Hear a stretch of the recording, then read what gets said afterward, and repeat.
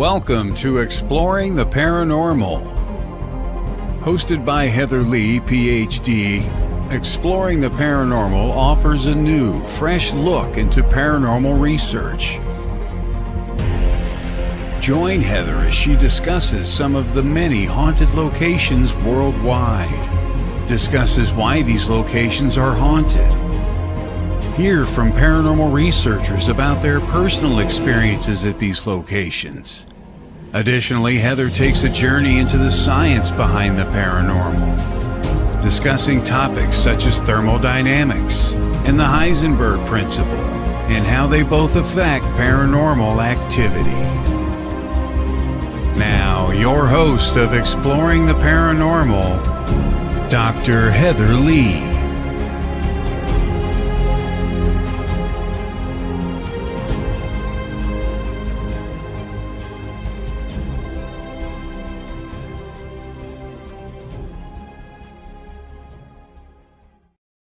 Good morning, everyone, and welcome to Exploring the Paranormal. I am super excited to have you all here today. I already see a few of you popping up on the comments. Hello, Lee. Good morning. Glad to have you here this morning. I hope you are going to enjoy today's show. It is, I'm super excited about it. For once, I've actually done a little bit of research ahead of time, so I have a whole bunch of things that I want to talk about. But for those of you who are new to the show, I'm Dr. Heather Leigh. I specialize in paranormal science, so I go behind the science of the paranormal, as the introduction does state. I'm looking for reasons why paranormal activity happens, not just that it does. And for those of you, again, like I said, those of you who are new, I'm a researcher, lecturer, author, and of course, radio show host. And I'm super excited to have everyone here. But before we get started, I do want to do a quick shout out and thank you to my sponsor, The Interactions. It's the company that you can work from home and get your life back. Like I say every week, this is the perfect company for a paranormal researcher because you can pick when you work when you want to, work when you can, and still have time to do plenty of paranormal investigations and the research that we need while making the money to pay for that equipment that we got to buy. This is a 100% remote company looking for US-based customer service representatives to support Omni's Fortune 500 clients. For more information, you could always visit my website, heatherleighphd.com, or getgiglife.life/paranormal. And all this information is also on my Facebook page at Dr. Heather Leigh. And so just to get started, for those of you who didn't see the event, I do have a returning guest, Joe Franke. He trained side by side with Ed and Lorraine Warren. He was learned everything he knows from them, started at a young age, and he's going to share the story, I'm sure. But Lorraine actually told him that he was meant to do this work and was looking forward to teaching him everything she knows. So this is going to be a fabulous show. I know I've asked several times different questions about his starting, but Joe and I like to have fun, joke around with each other. We're actually working behind the scenes on a few other projects. And I do have some questions that I don't normally ask. And that's only because I know him so well. So hopefully we'll either get him embarrassed or he'll actually answer the questions. It's always hit or miss with Joe. And then real quick, I want to do a quick recap. We have my books that are available now. You have Haunted Southern Nevada Ghost Towns and Ghosts and Legends of the Vegas Valley. Both of those are available either through Arcadia Publishing. You can go to my Facebook page and send me a message, and I can get you the information on how to get an autographed copy. Or you can go to Books A Million. You can go to Books A Million and Barnes & Noble, any of those locations. Also, if you're in Vegas, I do hear that they are in Walgreens, places like the Mob Museum in Las Vegas carry it. Clark County Museum has it in stock. So you can go there and get all of it. I did finish Haunted Florida Lighthouses, and I do have the release date. It is September 11th. So stay tuned and pay a lot of attention to my Facebook page, because I am going to be doing a virtual live autograph signing where you can join me live on a call one night, and I'll autograph the book right there on the show, and then I will send it out to you. And then also, you guys know I'm working on several other books, including Haunted Florida Ghost Towns, Haunted Florida Theme Parks, Haunted Florida roadside attractions, and Haunted Florida Civil War sites. All of those will be available through Arcadia Publishing over the next year. So super exciting, so many exciting things to do and plenty of different events. I don't have the dates written down in front of me, but at the end of September, you guys will, for those of you who are in Florida, I will be at Phantasm again. Hopefully, I'm still waiting to get the final details from them, but they have invited me back to do a book signing at that location or at that event. So stay tuned for more details on that. And up tomorrow night, special guest Matthew Jackson from Paraholics will be joining me from 9 p.m. to 11 p.m. along with my co-host Philip Wyatt on Ghost Education 101 to talk about all things paranormal. Matthew's a great guy. You guys are going to have fun listening to him. So make sure you go to Ghost Education 101 on Facebook and pull that information up to make sure you join in on that live broadcast tomorrow night. And a few more things to wrap up my introduction. We have, you guys always know, Real Haunts, Ghost Towns, and Real Haunts 3 are available on Prime Video, or I think they're still on Tubi for free. And later this fall, I'm teaching the 2 courses at TMCC on September 25th, the ABCs of Paranormal Research, and on October 9th, Ghost Hunting 101. Registration for those will be later this late summer. And yeah, Lee, Joe's a great guy. He is so interesting. I could listen to him. I mean, when he calls me, we talk for hours. And it's just, he's such a great guy with so many amazing stories. While we're waiting for Joe to come, I know I kind of went through my introduction a little fast today because I had a really interesting message the other day. And it was from John. It says, Heather, I hear the Heisenberg principle mentioned in your intro. What exactly is that, and how does it relate to paranormal activity? And that's one question I get all the time. People are always like, is there really a science behind the paranormal? How does quantum physics fit in with the paranormal? And believe it or not, I mean, everyone has their own beliefs as to how things happen, but it all goes back to the theory energy cannot be destroyed nor created, and the 3 principles of thermodynamics and all of that.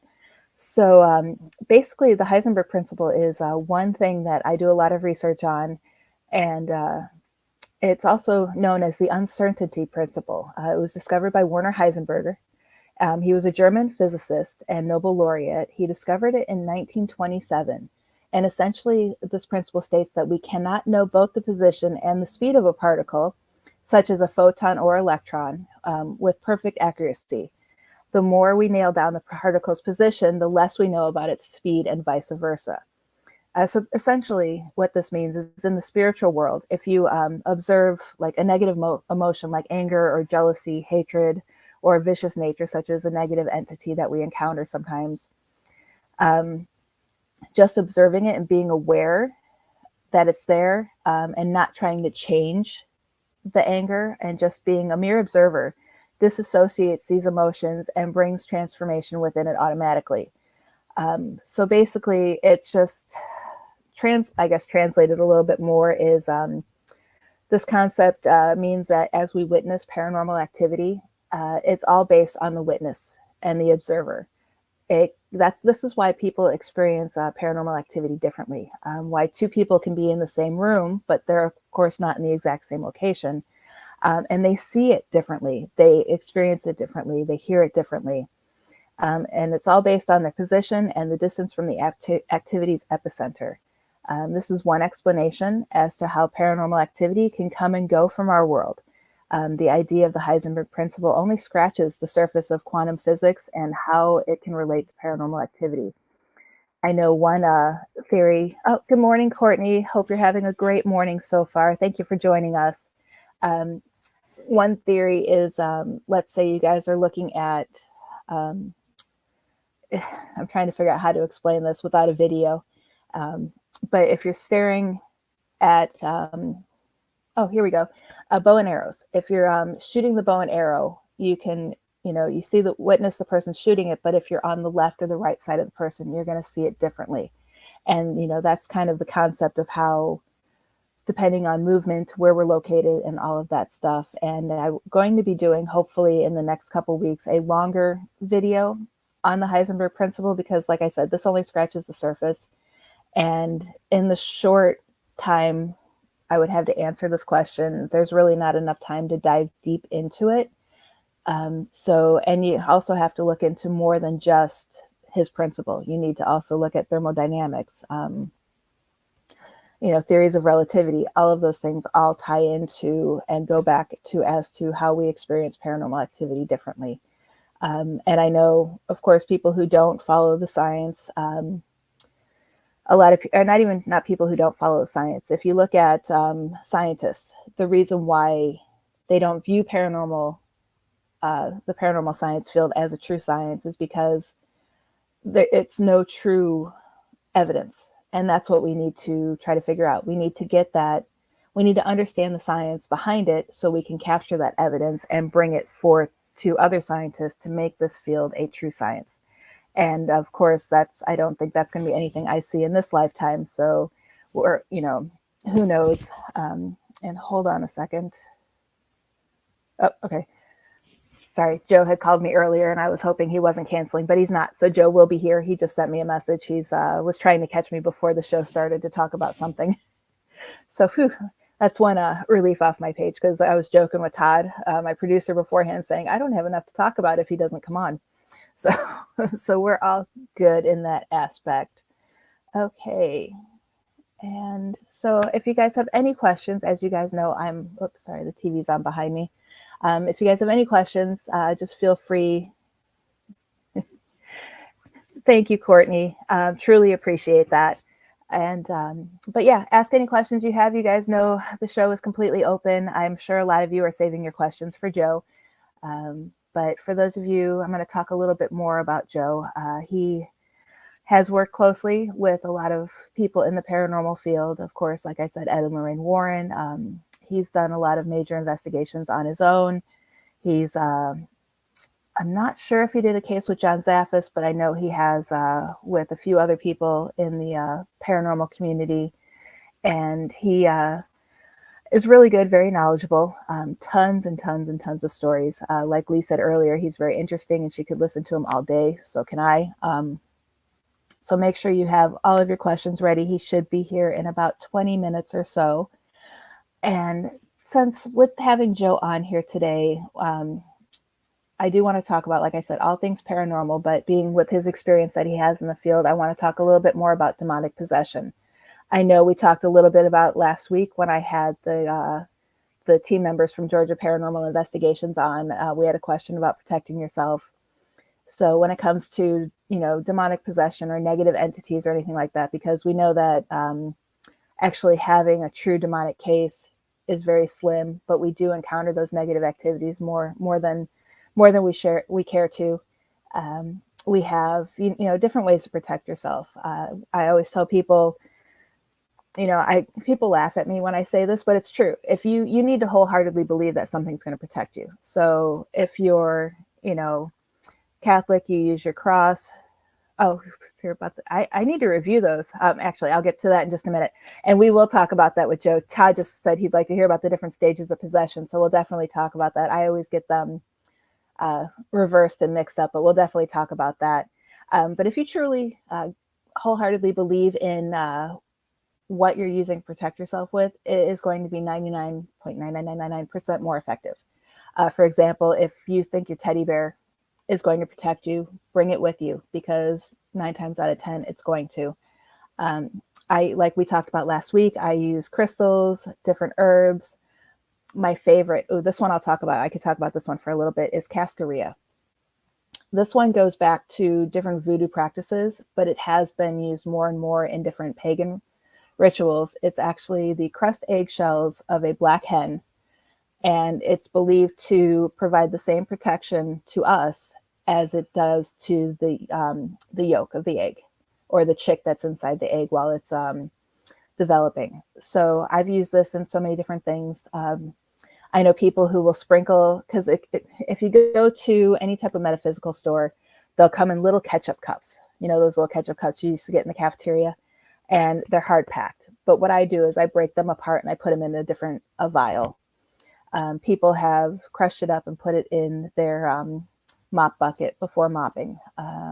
Some people have done it in the sink before, wiping down their counters. I've used it to Um, there was one I'm trying to think of. There was one home, they were Catholic, and we used it in conjunction with holy water. We would put the cross over the top of the door frame, and then I would seal the cross with the cascarilla. I've used it to draw pentacles in a home with a where they follow different pagan beliefs. So we did pentacles over all the doors to protect it. You can use it to sprinkle around your yard, around your house.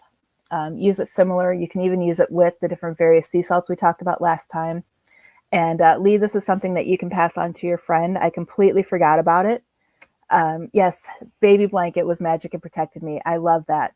It's all about what you put your belief behind. But Lee, make sure you mention this to your friend. And if you message me on Facebook, I think we're friends, I can get you information on where to get that cascarilla. And that is a great help too for, casting out negative spirits. And I use it in my house, and I rarely have anything negative come through in the aspect. It's always been positive spirits that have made their way into my home. So yeah, it's a very, very effective tool. And I take it on all investigations with me. You can even wash your hands with it. I've actually used it after an investigation and dusted my hands with it. I've put a little bit of it in my sage spray that I carry on every investigation with me. Courtney, it is made with, I think it's the crushed eggshells of a black hen, I think is the specifics for it.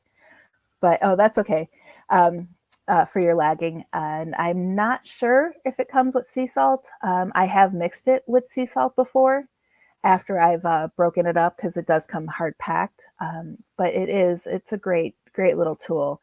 But I know originally it was supposed to be the shells of a black hen's eggs, but I think now they might use it from various chicken eggs as well, depending on how they manage to get it nowadays. But the original, I guess you would say the voodoo way of doing it was with the black hens. But yeah, definitely protective, and you could feel it. One example I can give is we were doing a residential investigation, and we went in thinking it was demonic, because the first team came out and said, "Oh my God, it's demonic." So we went in, shields up, fully ready to do it. You may go purchase said hen. If I had a yard big enough, I might get one so I could have my own eggs too. And everything happened. A team member, he completely lost sense of time, and even where he was. And you could see, I've explained this before, where his eyes turned completely black. Freaked me out because he's a big guy. And I knew I had to get him out of there. So I gave him a few moments to regain his composure, and he did, luckily. So I didn't have to confront him to get him out. And then I was attacked while trying to cleanse the home and knocked down on my knees. And during that time, we were using the cascarilla, but in combination of blessing the home with cascarilla, that was when we did the pentacle over the door. We sprinkled it on all of her windowsills, and then we did a perimeter around the outside of the house.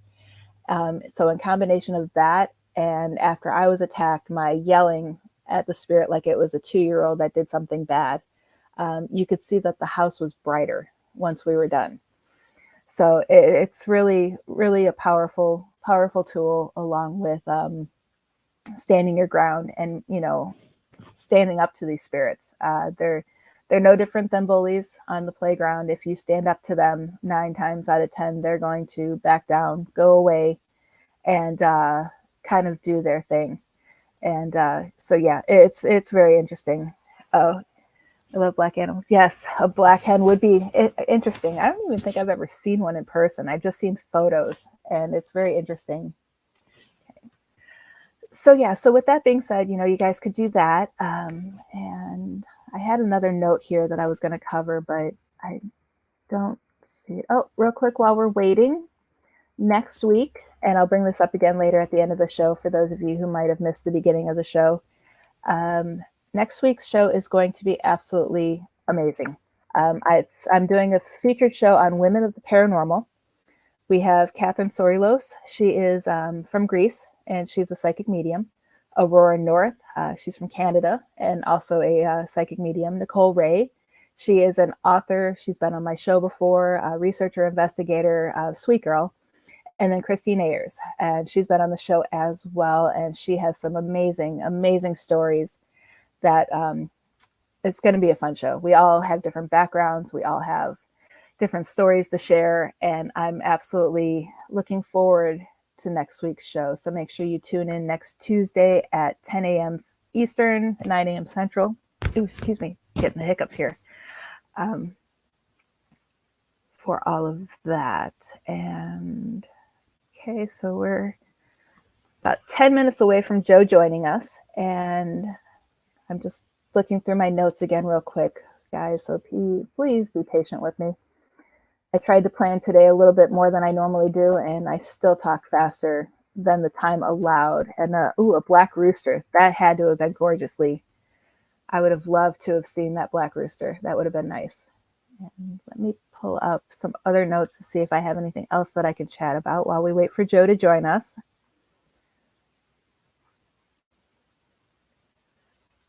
So one of these days, you guys are going to log on, and I'll be fully prepared. And actually, what I can do is I also have an interesting photo from that case that I was just talking about. And this is a Brewster. That's funny, Courtney. In the case that I was talking about, I blurted out the best I can so you just see the entity, but the woman put her home up for sale right after because she didn't want to continue living there. And something told me one day to go to realtor.com and look up her address. And I scrolled through all the photos, and in one of the photos, you can see in a reflection off of her computer screen going back to her closet door. So it's just a plain closet door. What looks like two shadow figures standing at the closet door in the and this was on realtor.com.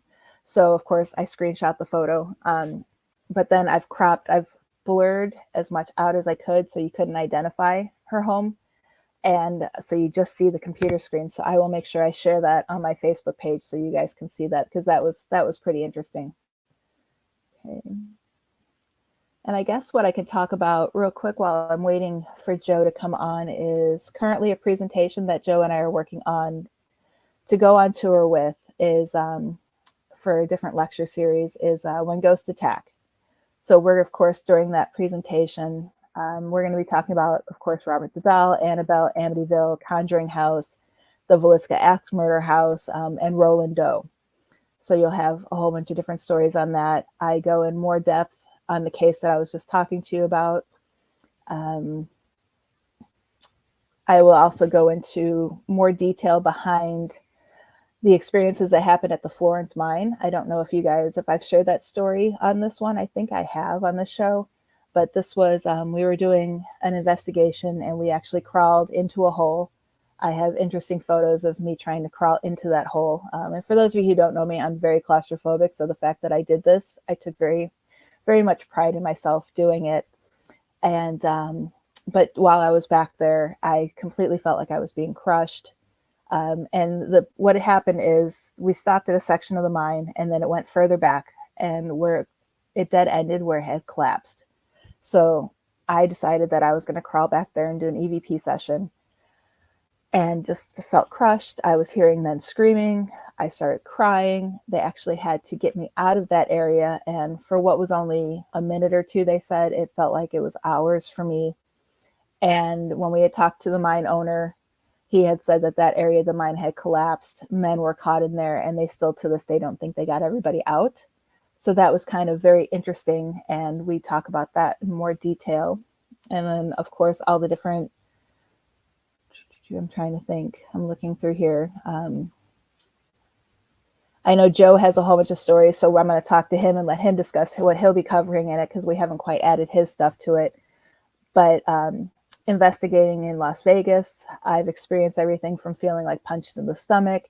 We have a creepy EVP that when asked, how did you murder your victims? Because we were in a mob location, I cut off their hands.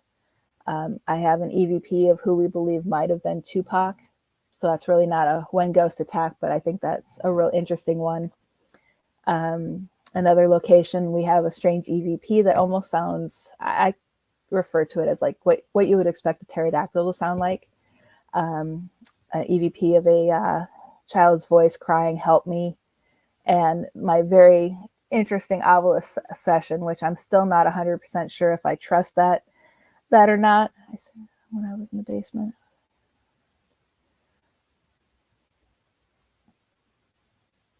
Yes, I've heard stories about stuff like that, and it's very interesting what you can find on Zillow or Realtor.com if you do the research to see the photos in the house. Because, if you think about it, it's no different than the photo from Amityville. It was a journalist just snapping photos of the house. Wasn't doing it with the intention of capturing a spirit, but they did. So you have all these realtors out there snapping photos like crazy, and they actually capture things that they don't realize they capture, and they don't know what they're looking for. So it's real interesting what you can see on and it's funny now because we're looking to buy a house, and I'll go through Zillow and I'll be like, yep, nope, just because I get an eerie feeling about that. Also I'll need to I'm now finally capable to share this now that Real Hunts 3 is out, but I captured a apparition of a spirit in a window. I know it's hard to say that I've captured in a window, but you can see from the full photo that there's nothing in front of the window to cast a reflection.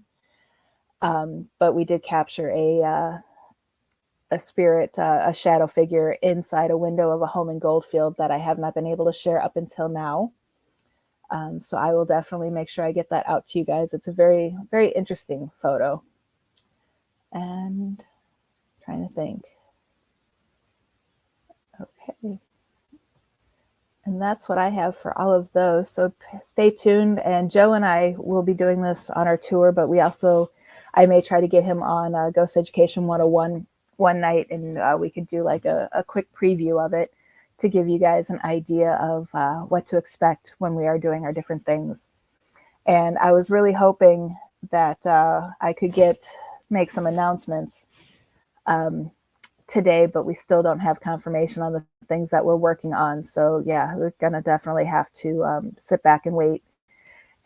But amazing things are planned for Joe and I, as well as myself. I do have a lot of different things I'm doing with the new book coming out. I have a couple book signings in line already here in Florida. I know I'm trying to get up to Connecticut later this year. I've been asked to a couple different conferences that I'm just trying to work out my schedule to make it happen. So definitely, I'm sorry I don't have those today, but I was really hoping to, and I'm kind of bummed that I don't. But in the next couple weeks, you can definitely expect a lot happening, especially as we get closer to, I was going to say Christmas. Oh my goodness, that goes to show where my head's at. The closer we get to Halloween and everything like that. Oh, and one project, this one I will be doing on Ghost Education 101 once I get it completely, because I want to research it right. But I have been, with science background that I've been doing, I have been doing research into could Dracula really existed, and everything from the different scientific methods and reasons why. I've pulled a whole bunch of journals on different conditions, and I did a brief presentation on it when I was at Phantasm last year. But after I did that presentation, I was kind of, me being the perfectionist I am on certain things, I kind of just was like, oh, I really should have covered X, Y, and Z. And yes, getting closer to Christmas is getting closer to Halloween. Exactly. So keep an eye out for that. And this is where my science background comes in from my paranormal degree. And definitely want to make sure that I dive into that more scientifically than just online research. And a friend, ooh, yeah, that's always the creepy part. I would always, I'm always afraid of, not afraid of the spirits, but I'm always afraid of the startle factor, like looking out a window and having someone standing there that shouldn't be standing there. And it's very, very interesting. Would love to hear more about that story. Definitely, Courtney. And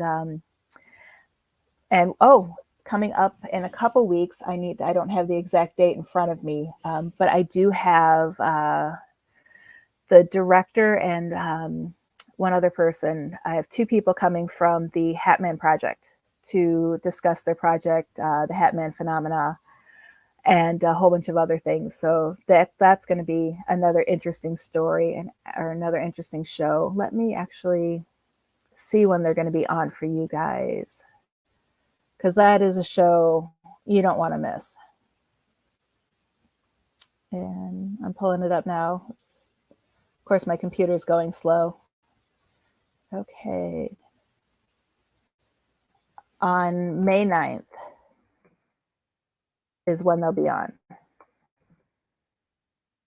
And I'll have more about that. But real quick, since I have the schedule up, of course, this week we have Joe Franke. Next week we have Women of the Paranormal. On April 25th, I have Dan Rivera. He works with Tony Spera. He will be on to promote their event and also to talk about different paranormal activity and his experiences. On May 2nd, I have Christopher and Anson coming back from Anubis Paranormal. For those of you who don't know, when Christopher was on the show, Anson couldn't make it. So I've invited them both back on because I cannot wait to hear about their experiences. And then on the 9th, we have the show about the Hatman Project. And I have so many more. I know I've messaged over the last couple of weeks that I need to get up and get going on here so that way we can do it. And real quick, just so you guys know, for Ghost Education 101, we air every 2 weeks. Tomorrow is Matthew Jackson from Paraholics. On April 26th, I have Lisa, the haunted librarian, coming back to talk about York ghost merchants. She does great research, and I love the presentations she puts together. Then hosting a paranormal event was rescheduled. It will be on May 10th. Then we are going to, I have David Taylor from Our Haunted Lives, Bill Slevin from Paranormal Existence Research Society here in Florida, Larry Lawson from Indian River County, Indian River Hauntings. And our topic of discussion is going to be orbs. Then we're doing a show, Science and the Paranormal, a paranormal roundtable discussion on collecting evidence, and then a panel discussion on Ouija boards that will be later this summer. So definitely a lot of things happening. And I cannot wait for all of the amazing things that we do have scheduled and that we can talk about. Oh, the Hatman, it's they can explain it a little bit more than I can, Lee, but it basically is, there's a theory out there where before major disasters happen or negative events in life happen, the Hatman makes an appearance, and it's seen different ways, but basically it's a shadow figure with a hat. Most of the time I believe it is a fedora, but I do definitely, I'll post the link on my Facebook page as well. Just remind me, because I'm traveling the next couple days and I'm not home. So just remind me and I will make sure I get that on there. I've heard that they can be watchers. So definitely, I mean, I know, Lee, you don't miss any of the shows. So you'll definitely want to be here for that one. And no Joe yet. Oh my goodness. I'm actually going to send him a text message because and Joe's usually early. Waiting for you. You guys will have to pick on him for being late. Good morning, Kenneth. How are you doing today? Glad to have you on here. Oh, you don't know how you do. Yeah, I'm actually out visiting my parents. I came out to visit them for a few days for Easter and to help my mom do a few things around the house. And all is okay, just kind of traveling and visiting. Oh, good, Kenneth. Glad to have you here this morning. You might need to send a message to Joe and tell him to get his butt on the show because he's running a little late. But since we're a little bit overdue for a quick commercial break, I am going to, before we go to commercial break, as always, you guys know I am so truly appreciative of my show sponsor. And I want to give a shout out to them again before we see the commercials. But Omni Interactions, thank you for being a sponsor. This is the company where you can work from home full or part-time hours that are convenient to your own schedule. Working for Omni allows you to create your schedule in 30-minute or 1-hour blocks, and definitely a company that allows you to get your life back and work on your schedule.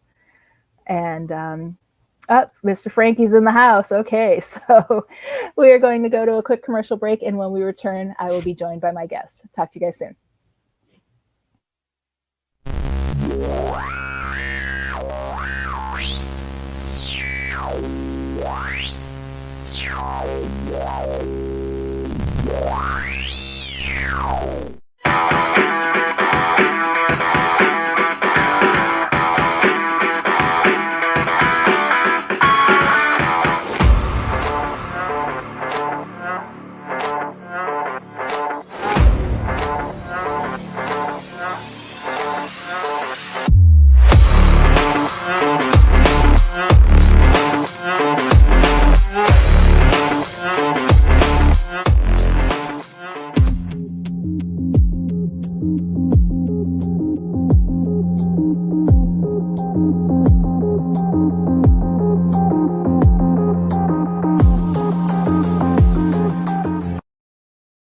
Hey everyone, and welcome back. And before we get started, Todd, that was an amazing commercial. If you can send me a copy of that, I'll definitely share that out. I absolutely love that. The music that goes with it. I was dancing here behind the scenes. But we are about to bring in, actually, I really don't need to give Joe an introduction because he's been on the show before. And trust me, he's going to tell you enough about himself that I'll let him do the talking. So let's welcome Joe to the show. Hey, Heather. Hey, Joe, how's it going? I am such a big dumb animal. I clicked the wrong link. I'm sitting there. I'm like, I'm here. And I clicked on the top link, not the other one. So the one that says watch. I'm an asshole. Sorry. I'm a big dumb animal, I was going to say, I can't believe it. I'm like, what did I do? I'm here. I'm looking at my phone. I'm like, oh, I clicked the wrong one. And I was even, Kenneth was watching. I was even telling him to message you to get on the show. I can't believe I did that. It's been a frazzling morning here, and but I was signing on at like 10:15. I'm like, okay, I'm here. Oh, and I've just been My rambling apologies. the whole time. No, that's okay. That's right. I ramble all the time. We're so excited to have you here. I know a lot of people. I know Lee earlier said that she loves listening to you talk and could listen to you all day long. And I know Todd had mentioned earlier that he would like to hear about the different stages of possession. So I'm sure we'll come brush across that today with having you here as well. Diet says, geez, Joe, finally. Who said that? Diet. Diet? Oh boy. I gotta call her. You owe me a call. No. I know. I tried calling you, but you wouldn't pick up. Oh, 5 minutes before the show started. I know. But real quick before we get started, another quick shout out to everybody joining us. We have Lee, Courtney, Kenneth is here, Diet's here, and Artist Lana joined. Hi Artist, how are you doing? Yeah. Yes, it's a woman thing, definitely a woman thing. Good at improvisation. So as always, I don't have a list of questions for you. I just figured we could just chat like we always do. But the one thing, of course, I did mention earlier before you came on that you did study with Ed and Lorraine Warren, and that Lorraine said that almost handpicked you and that you were chosen to do this work, and kind of want you to elaborate that a little bit and share some of your stories from when you started. Oh, sure. How do I tell the story in my sleep?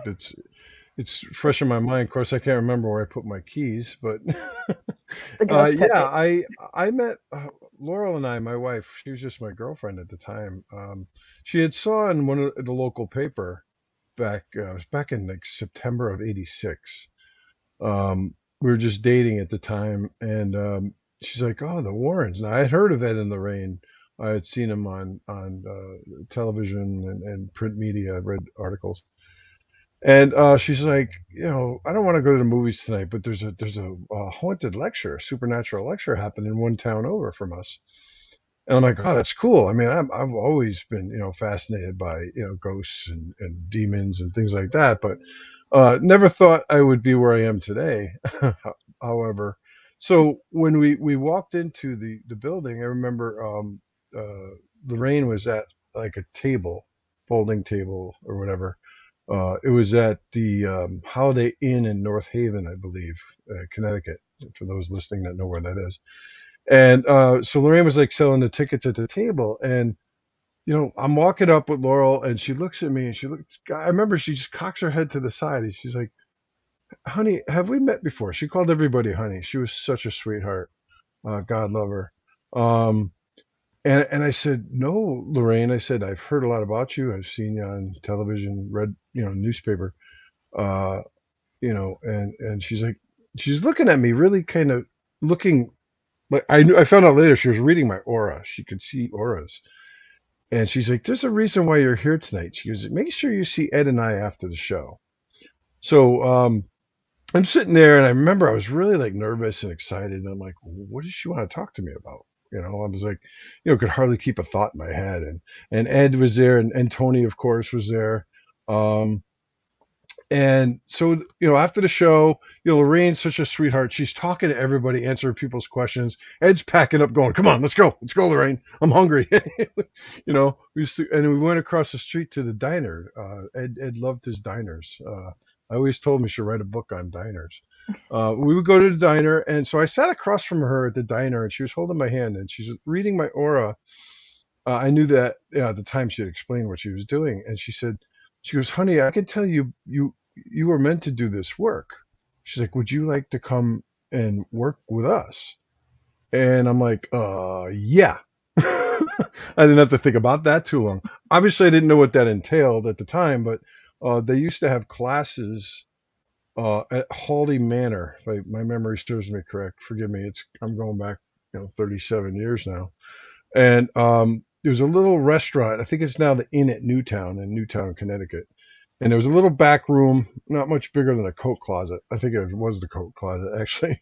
And there was probably about, including Laurel and I, there was probably about 6 people, if I remember correctly. And Ed would come in with his box of his tape recorder and tapes and notes, and they would go over the cases like Amityville and Annabelle, and the Rhode Island case, and some of the cases that Enfield Poltergeist that the Conjuring movies were based on. And Ed would play the recordings of the demonic voices that would just be coming out of thin air. And I'm sitting there, and people are like, "Oh, were you scared?" I'm like, "Yeah, I was scared. I didn't know my ass from my elbow back then." And hearing these things and hearing the description, and how Ed uh, told us how he interviewed these things, and then he all of a sudden abruptly he hits on the button, and he shuts off the recording. He's like, "All right, we don't want to give it too much recognition. That's enough." you know? And he was right. You don't want to give these things recognition, and bring that onto yourself. So that's how we got started there.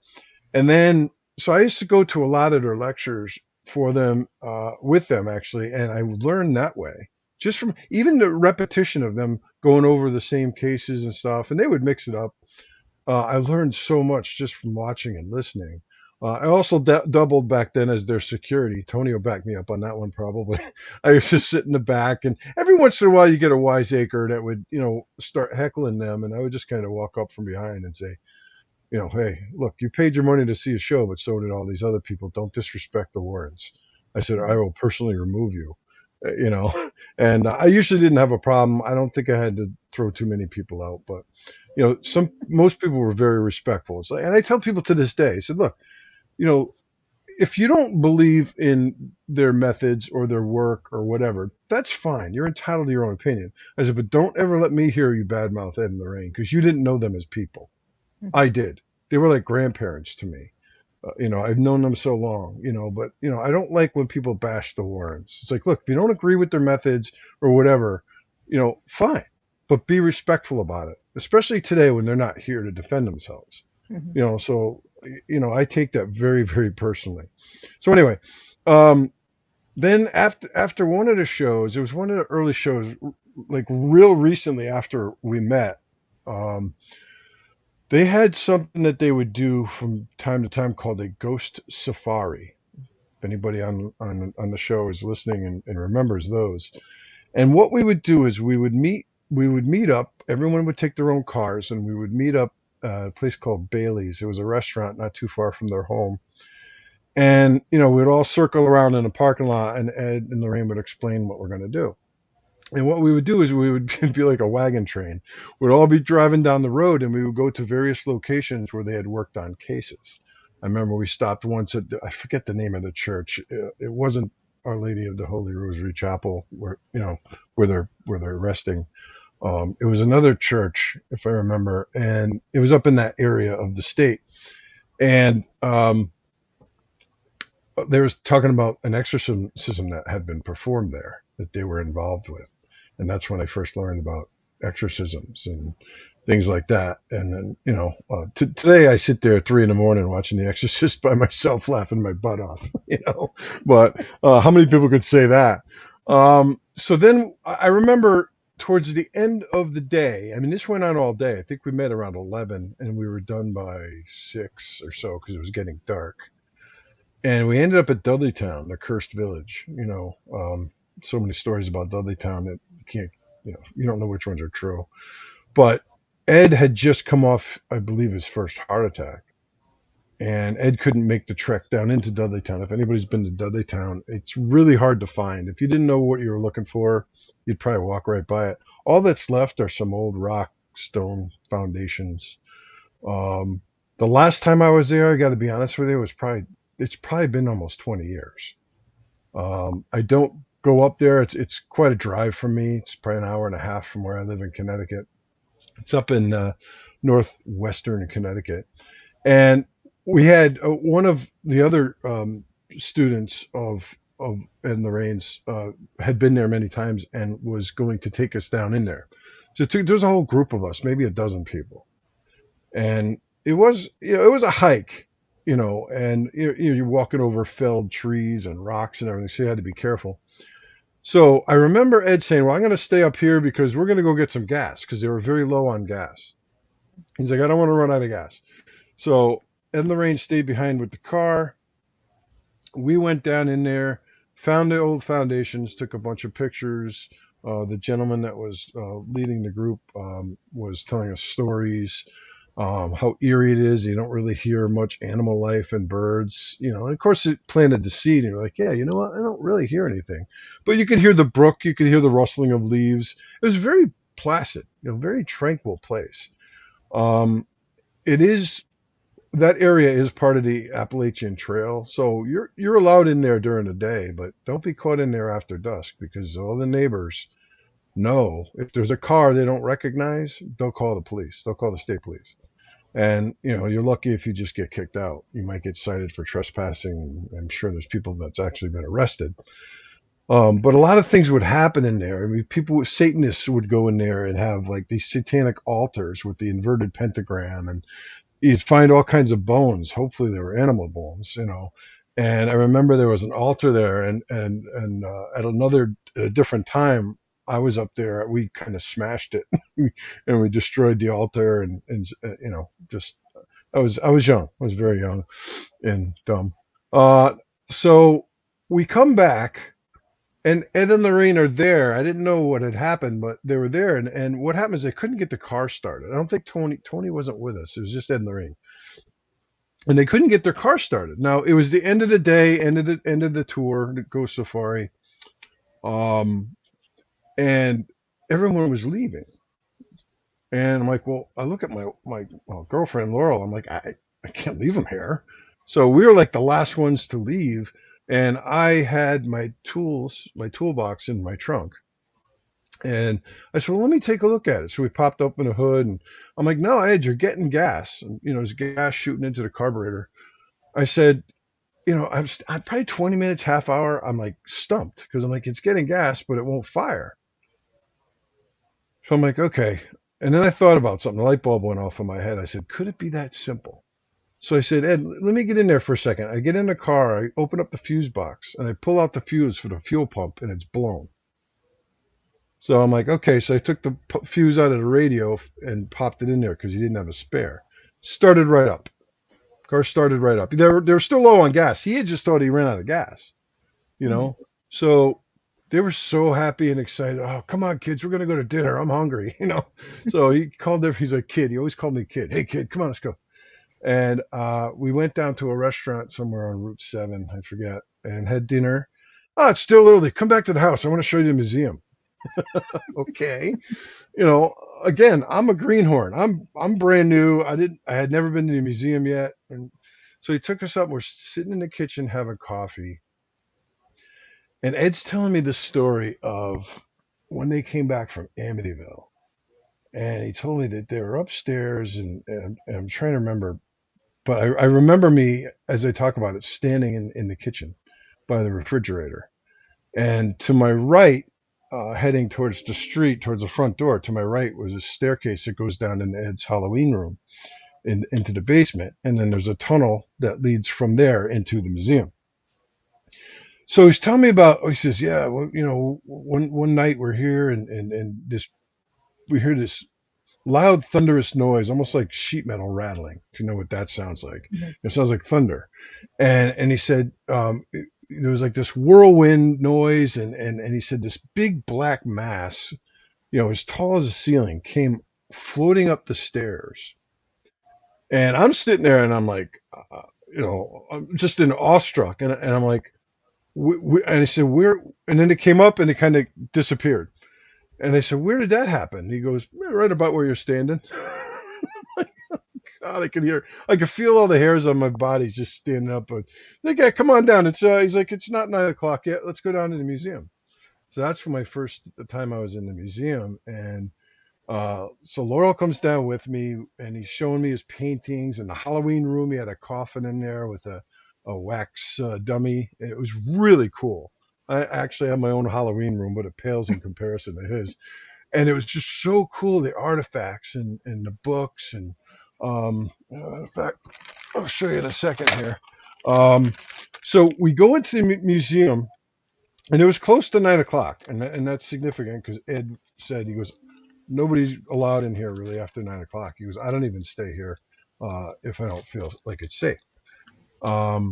And his office was right off the museum.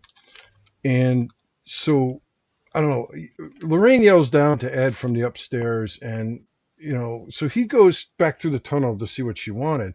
He looks at me and Laurel, he goes, don't touch anything. I'm like shoving my hands in my pockets. I'm not touching anything. And we're looking around. And I remember looking up, there's like a rafter, and in these plastic sleeves, and forgive me, I'm just trying to remember correctly, I believe he had copies of Fate magazine. Do you remember Fate magazine? I don't think it's out anymore. It's probably out of print now. Fate magazine was like, I think, one of the original paranormal magazines way back in the day. And they were in plastic sleeves, and I'll show you, they're kind of like hanging, you know, from the rafter. And they're just, you know, just hanging. There's no breeze, no doors open. All of a sudden they start doing this really slow. All right. I didn't even notice. And then they start doing this. And they're swaying back and forth, all of them. And there was a few of them. And Laurel's like, she's like, you know, why is that doing that? I'm like, I don't know. I was like, zoinks. You know? And then next thing you know, Ed comes back. He sees it. He goes, come on, kids, we got to get out of here. It's not safe. There was some activity starting to happen. Of course, Annabelle's right to my left-hand side here. And I'm like, I don't even looking at that thing. You know? So, I mean, that was when we first met, and that was the night they gave me this. I want to show you folks. It's unfortunately the cover's a little beat up, but this is one of the original copies of the Demonologist. It's now in reprint, I believe, but you know, and had it signed to me by both of them. I don't know if these folks can see it. I got my fingers in the way. But Ed, to my recollection, Ed didn't sign a lot of things, so this means everything to me. I wouldn't sell this for any price. You know, but you know, and I've got Graveyard and a bunch of other books, but you know, Ed didn't sign a lot of things that I remember, and I remember this. If you folks want to see, I don't know if you could see it.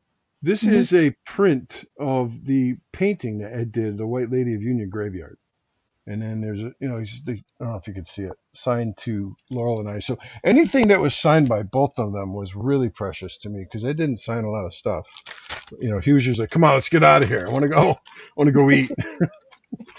So, anyway, sorry to bore you, but those are my fond memories of that, of the Warrens. And I remember Ed's 67th birthday. I think Tony cooked. Tony's an awesome cook. Mm-hmm. Yeah. And I got the padding to prove it. Huh? He's watching right now. He said he was actually hi, Tony. there. He remembers you changing the fuse in the car. Oh yeah, okay, so good. I'm glad I got some verification. I'm not just making this up. So Tony, I didn't realize you were there. I forgot. I'm not as young as I used to be. So that was just really cool. And matter of fact, a sad story is one day, and I remember it was 1995. It was 95. We were out with Ed and Lorraine. We had met them at their house, and Ed loved to drive. So they, come on, I'm driving. Let's go get something to eat. I'm like, okay, twist my arm. So we ended up in Westbrook, Connecticut, which is quite a distance from where they lived. And we had lunch at a seafood place. And I remember it very vividly because, unfortunately, while we were at lunch, my wife got a phone call. Her mother couldn't wake up her brother. Her brother passed away in his bed, 21 years old. I guess he had a heart valve problem or something, that his heart didn't fully develop. He was a preemie, born like 3 months early. So, but he lived to 21 years old. But it wasn't unlike him to sleep a lot. Kids do that. And now that I'm old, I try to do that. But so, we were with them, and Ed and Lorraine were so kind and so gracious. And they drove all the way back to my house, which was about 40 minutes north of where we were, dropped Laurel off because my car was at their house, and dropped her off, and her sister was waiting. And then they took me back to their house, which is, probably another 40 minutes or so from where I live in the other direction. That's a vivid memory I have of being with them. And then ever since then, anytime Laurel, what she really loves is rainbows. And I talk about this when I lecture because I learned this from Ed, and it's very true. At least it is to me. Whenever Laurel would see a rainbow in the sky, she would be happy. And she would take that as a sign from her loved ones, that have passed, because she lost her mom, her dad, and her two brothers within 2 years, and my dad passed away within that. So 5 people in our immediate family within a 2-year stretch, which it was tough. It was very, very trying, And when her mom died a couple of months after her younger brother, she was pregnant with my son. So I thought she was going to have a miscarriage or something. She was so stressed and distraught. But, anyway, it's just a very fond memory that I have with them. And I'll share one more if you permit me, or am I going too long here? You're fine. Another one was, we were out to dinner or lunch. Ed's driving, and we end up in Milford, Connecticut. And he's like, I'm hungry. Let's go see Father A. So I remember he just pulls right into the church parking lot. He goes, you guys stay here. I'll be right back. Goes up to the door. Next thing he's like, come on, kids, let's go. So totally unannounced, we show up at Father A's door. Father A is passed now. But I say Father A because I still don't know if the family wants that name revealed, but I know who it is because it was my parish priest when I was a kid. But Father A was an exorcist and would help out on cases at times. But he just showed up at the door, the rectory, and then the poor secretary or administrator or whatever made us all sandwiches. And Laurel and I are looking at each other like, I feel weird. I was a little more comforted when I saw the priest because I'm like, oh my God, that's Father, from my church, and I think he remembered me. I was obviously much bigger, then, and my mother finally reminded me of the time I used to stand up on the pews going, piggy, piggy, piggy, to the priest. That was him. So, I mean, I could talk to you all day about, memories I have of them, Mhm, but it's sad because there's cases I get today where I'm like, God, I wish I could consult with them. mhm, I used to consult with Lorraine. I never would bring her on a case, as she got into her older years, because I didn't want to put her through that. But she said, honey, you can call me anytime. And, Tony could probably back me up on this, but, you could call her at 3 o'clock in the morning and she'd answer. I mean, I mhm, wouldn't do it. I might have called her once late, but I wouldn't do that out of respect. But if you were in a bind, if you were in a pickle and you needed help, she would never turn you down, and she'd never get upset about it. mhm. At least I've never ever heard them get upset. I saw Ed get upset once. I could tell you that story too, but I'll let you get a word in. But and rightfully so. But Lorraine never had a bad word for anyone. I mean, she was the sweetest thing. Mhm. I'll Yeah, shut up. no, you don't need to shut up. Everyone's commenting that they love your stories. But Stephanie says hi, Jimmy says hi, and Jimmy P, Mr. yes, Haunted. Oh, yep, hi, Jimmy. yep. You still owe me lunch. I'm kidding. I would like to see him though. Well, he said hi and waved. I was trying to see that what emoji he put there, but yeah, and he waved, and then and like I said, Tony responded he was there. But yeah, everyone's commenting that they love your stories Hmm. and they love listening to you. Yeah, my wife doesn't. That's for another show. I'll have her on another day. No, Oh no. Oh no. Please. I'm home alone right now. She's at work, so when you I guys could come to say Florida, I'll make sure I talk to her and get all the yeah. dirt. Well, I hope she can come. It all Mhm. depends with her job. Yeah. She's not able to make a lot of these functions with me, which is sad because when we're traveling a lot and gone for days at a time. Hmm. But I gave her fair notice. I said, look, Heather and I are working on a bunch of stuff, and if I'm gone for a while, but she's got a job. I'm Hmm. retired now, but Jeff says that sounds like a therapy session, not a show. If I yeah, were to have thanks, Laurel Jeff. on.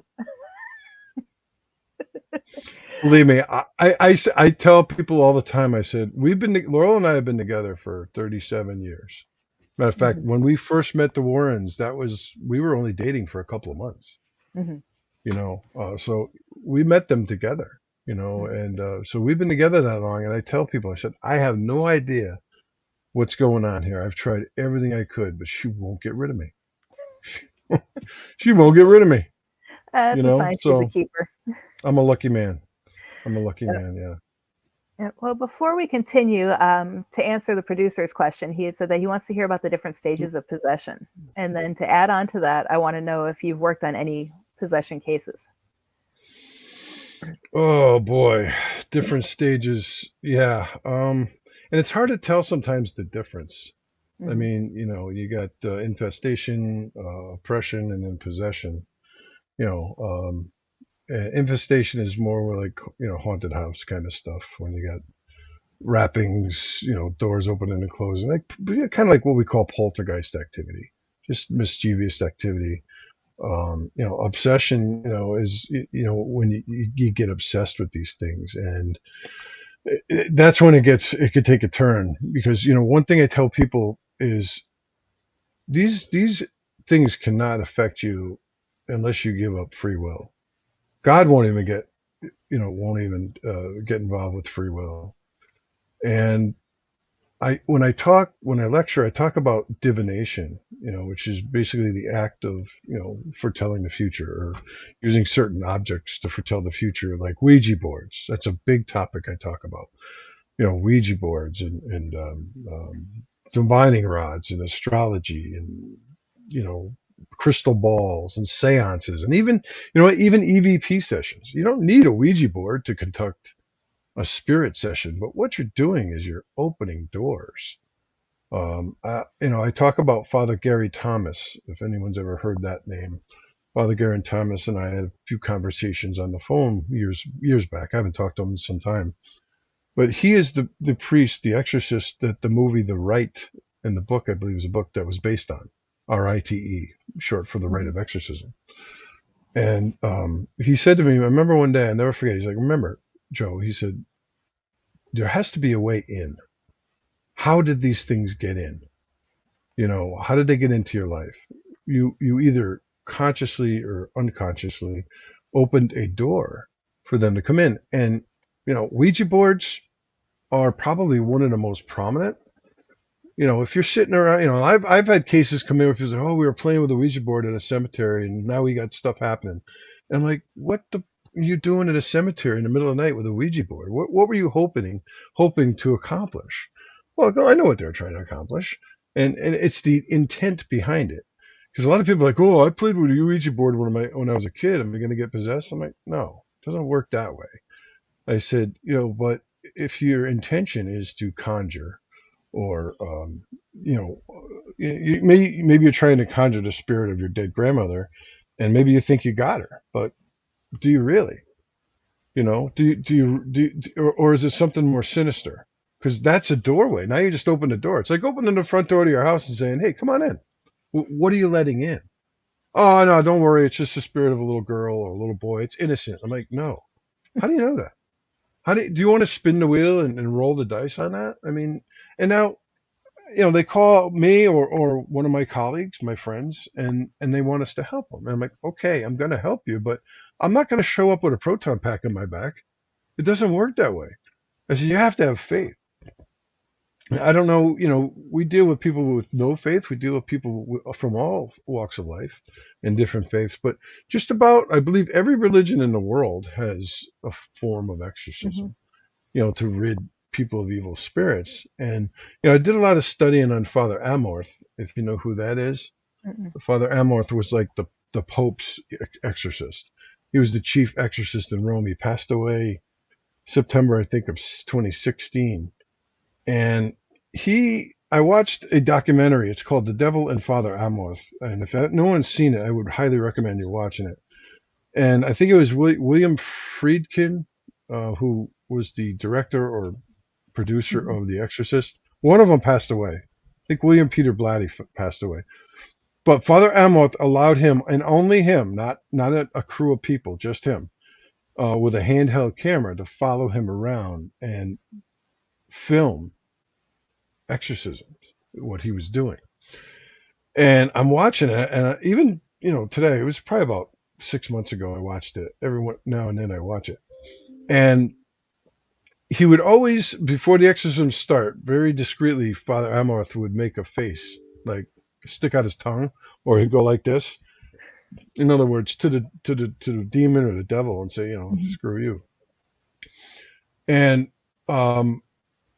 he was 9 times they attempted to exorcise this woman from Rome, or a little village outside Rome. 9 times. And he was in the middle of scheduling a 10th attempt, and then he passed away. He was 90, 92, 93. So people that think, once you get possessed and now this entity, demon or legion of demons takes over your body, I say, well, now we have to work backwards and find out where that entry point was, Mhm. and it's not easy. And sometimes, I remember Ed telling me, he's like, sometimes there's nothing you can do for him. If you've got the chief exorcist in the world, in the Roman Catholic Church anyway, um, he was called the what was it they called him, the Dean of Exorcists or something like that. Mhm. Um, Trying to exorcise this poor woman. There was nothing to her. She weighed 150 pounds soaking wet, or 120 pounds. She was very small in stature, but you could see, exorcisms usually aren't like Linda Blair. Your head doesn't spin around and it'll start, they'll tense up, their eyes will roll back. They'll start speaking in languages. Usually it's Latin, and, I was involved with them when I was holding these people down. And I was a bigger guy then, Mhm. Tony will remember. I was 350 pounds. I'm a black belt in Taekwondo and Tang Sudo. Um, you know, uh, Strong as an ox. I used to bench press 600 pounds back in the day. Now I bench press balloons. And if I'm really feeling my oats, I'll actually put air in them. So, uh, so anyway, I'm sorry. I digress. So, yeah, people are like, well, can't you just have an exorcism and get rid of it? I'm like, I can't do the exorcism. I'm not an exorcist. Mhm. I said, an exorcist in the Roman Catholic tradition has to be trained by the Vatican, trained at the Vatican. And that's what Father Gary Thomas was. And the whole point of the movie was to show his journey through that. He was a young priest. I think he's like 68 years old now, but very nice guy. Awesome, awesome guy. If you've ever had a chance to listen to his lectures, you can look him up on YouTube, Father Mhm. Gary Thomas. So yeah, so there's different stages, and it depends on a lot of things are what you're into. I mean, if you're into satanic worship and then you get possessed, what do you expect's going to happen? You know, play stupid games, win stupid prizes, things like that. But Mhm. Yeah, so actually, no, it's okay. I actually remember it was Paranormal fixing your State. shoe. Lorraine Warren was on it, and Yeah, her recommendation was it was the one episode where the wife kept doing EVP sessions, trying to reach her. I think it was her husband or yeah. her son, and Lorraine's like, "Honey, you got to get her to stop. Honey, You got to you, stop doing that. you got to get her to stop doing that." And that was the only advice that she could offer for that one. You're right. You're absolutely right because we tell people that think they have something in their home, whether it be just a poltergeist or grandma coming for a visit. I'm like, don't Hmm. investigate your own home or your own Hmm. business because it's up here. Hmm. One of the first questions I ask people when I interview them is, do you watch any of these TV shows or um, movies? And oh yeah, I love it. So it's psychosomatic. It's already in their head. I mean, obviously, if you're sitting there at 2 o'clock in the morning watching The Exorcist by yourself, eating popcorn or whatever, and then the movie's over, and then you start hearing noises. Oh, Hmm. what was that? There's you always want to look for a natural uh, explanation. And that's where you get the word paranormal or supernatural. They're pretty much interchangeable, but that which science can't explain. Para meaning above, above normal, above beyond the five senses. There's Hmm. something that just doesn't make sense. But people get fixated on it, and a lot of these people they watch the TV shows, and I'll interview the family together. And then I'll separate them and interview them separately and see if their stories jive. I've had husbands look at me and go, I don't know, she's nuts. I don't hear any of this stuff. I don't see any of this stuff. I'm like, well, it doesn't mean she's making it up. Most people they're not making this stuff up, but in their mind, it's very real, and you got to just talk them back off the ledge. Hmm. And say, well, when did this all start? Oh, started about a year ago. I'm like, well, can you go back at a point in your life, that may have triggered this? And there may be actually absolutely no paranormal activity going on at all, but they feel it is. Hmm. And you don't want to say, oh, you're nuts, you're crazy, no, you don't do that. You be very respectful. And I've gone to homes with just to sit with them. I always have my Bible and my holy water with me, and I'll go through the house and I'll bless each window and door with holy oil, Hmm. holy water. And then 2 weeks later, I'll talk to them and like, Joe, I don't know what you did, but it is gone. And I was Hmm. thinking to myself, well, that's good. That's great. That's great. Keep it up. Keep up your faith. But I know in my mind that I didn't really think there was anything there. Now, if there was, Hmm. it could have been hiding from me. I don't know. They don't like to jump out and say I'm here, especially if it's something dark and sinister. They want to hide from you. They don't want to be discovered. They don't want their name found out. That's why when they do an exorcism, is tell me your name. In the name of Jesus Christ, reveal your identity, as Ed used to say. Get it to reveal its identity, and that'll weaken it. Now you have power over it.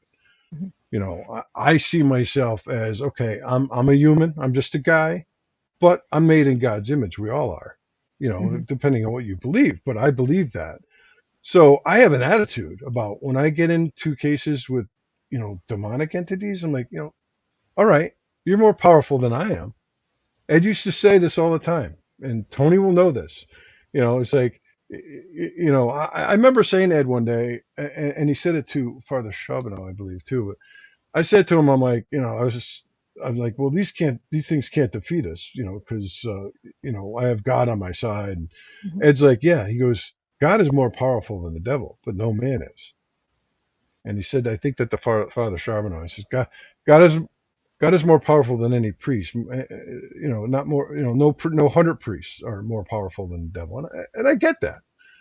I understand that, but a lot of people don't. A lot Mhm. of people go in there like gangbusters, and they think they know what they're doing, and then they're targets.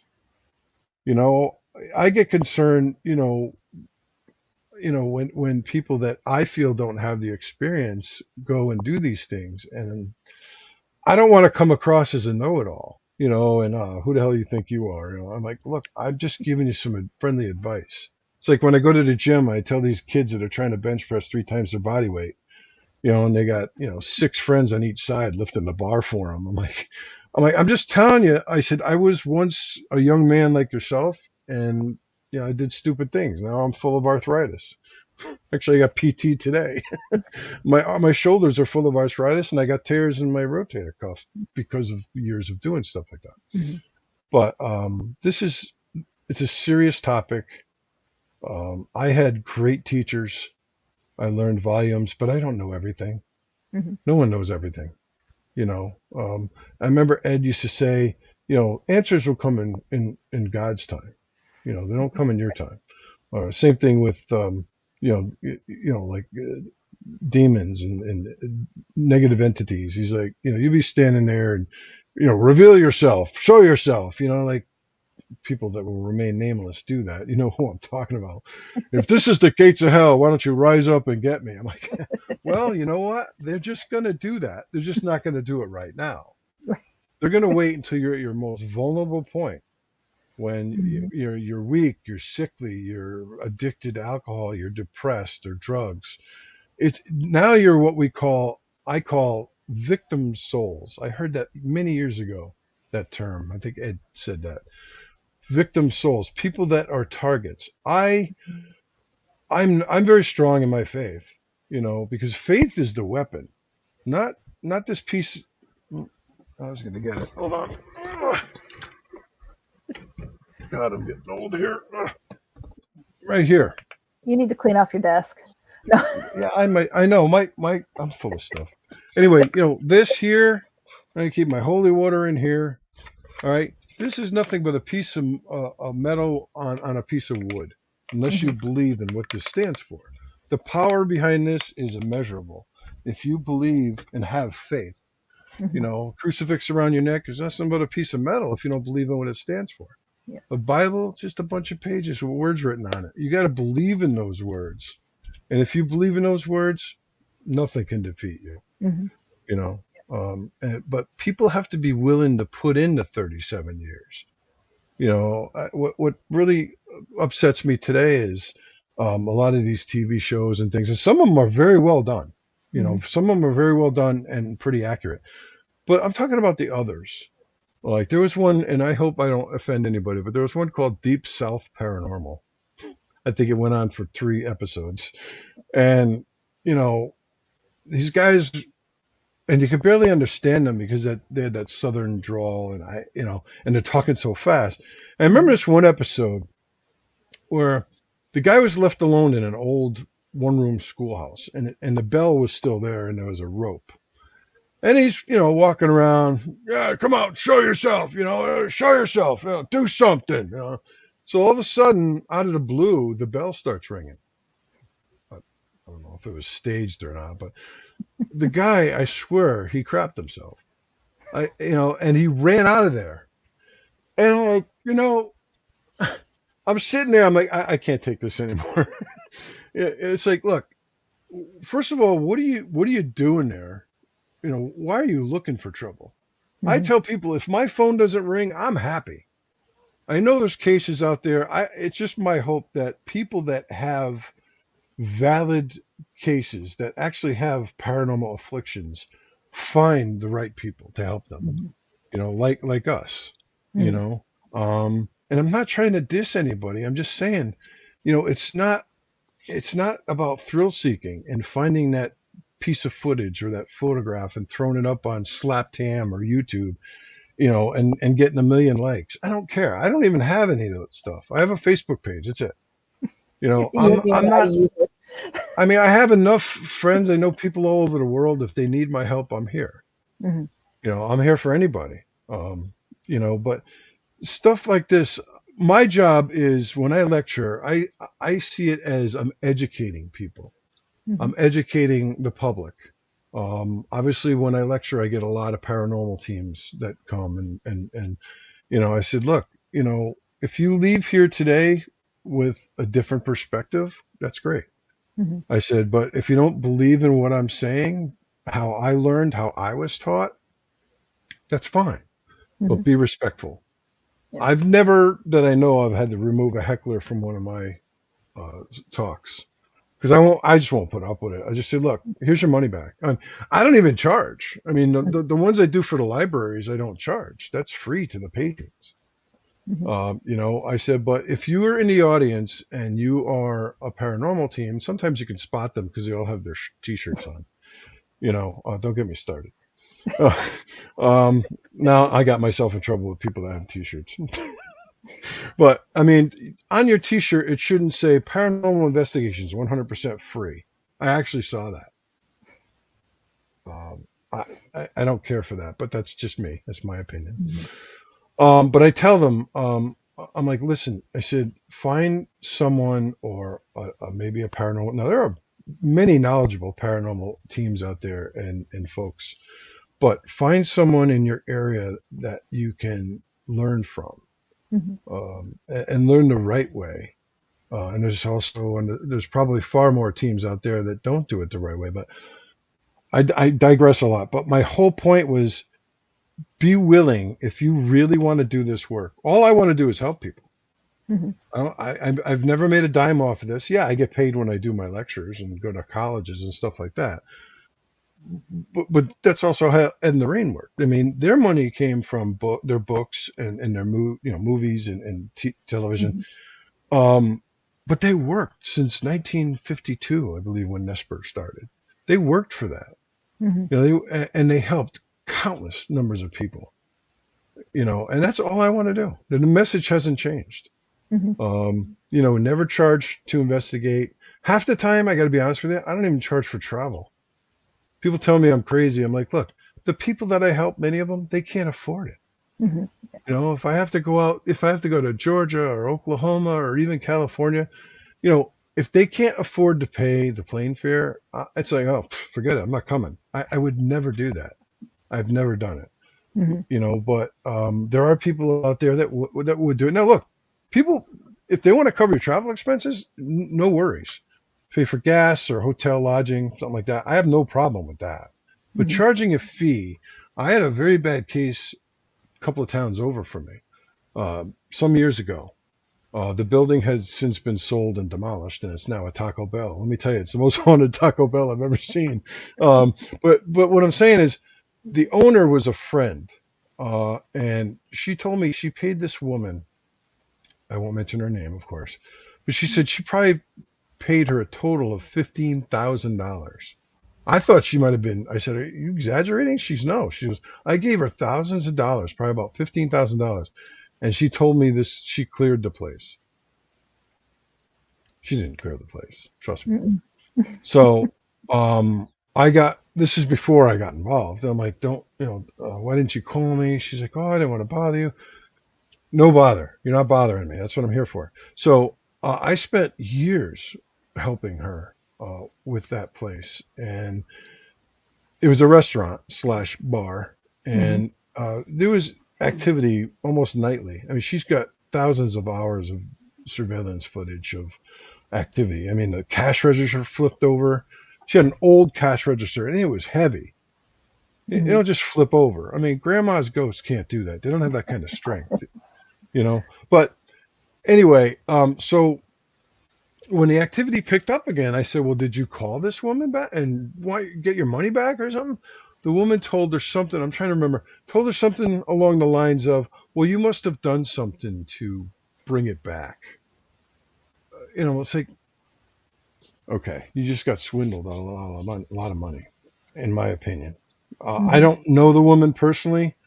I remember her name, but anyway, it's really hard to charge somebody for something that is hard to prove. Mhm. It's really hard to prove. Demonic possession or oppression. The devil made me do it, like Arnie Mhm. Johnson. Yep. Um, but that was a real case. But the courts wouldn't allow it. The courts wouldn't Mhm. hear of it. Which is sad. Um, I lost my train of thought there for a second, but what else you got for me? Sorry. That's okay. Hi, Bill. Thank you for joining. Bill says, "Hey, Heather and Joe." And Kenneth did ask a question a little bit ago. He said, "When was the last confrontation you had with an evil entity?"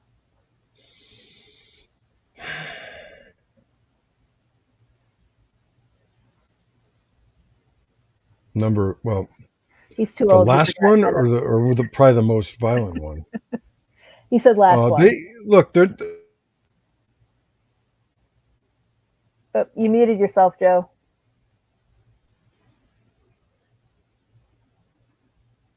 You muted yourself, Joe. Hello? It looks like Joe's having technical issues.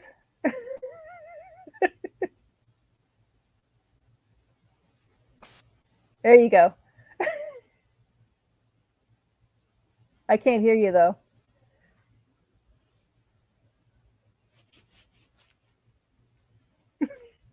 Exactly, Kenneth.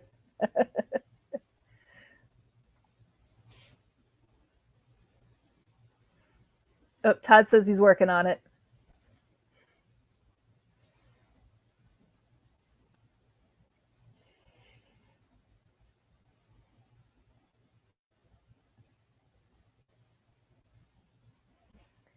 Okay. So while he's working on that, if you guys have any questions, Can you hear me now? now we can. There you go. Anything? Yep. No? Yes, You he got me? must not be able to All hear right, me. hold on. Yep.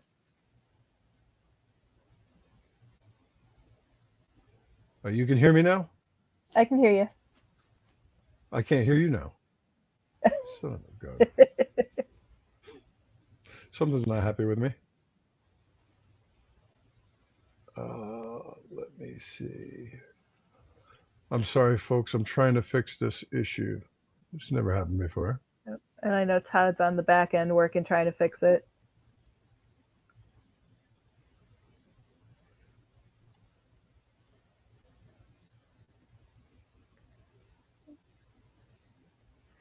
But yeah, Kenneth, you're right. We talk about negative entities, and here he has issues. The most recent demon is right now.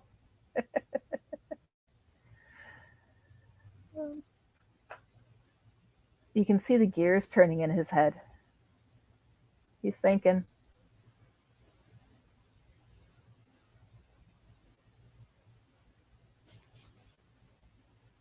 Technical demons.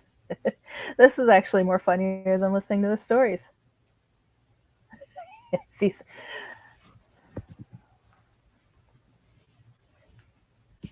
nope. How about now?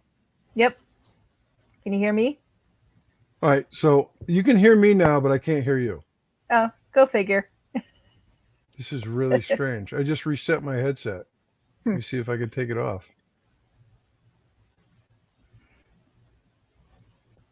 By the way. Oh. Give me a Thank you. minute. I'm gonna use my phone. I'm gonna have to. Okay. I did all I can. It must be, yeah. He's going to redo his phone, Todd. I think he's going to switch over. Thank you. I'm visiting my parents, so I Give kind me a of sec, brought them with folks. to wear them. So while he's working on that, we will get I think back. my wife's watching because she said unmute. Thank you, honey. I've tried that. Dorothy, we'll get him back on, and hopefully he'll be sharing a lot more stories. I love having Joe on because he takes most of the show, and I don't need to prepare too much.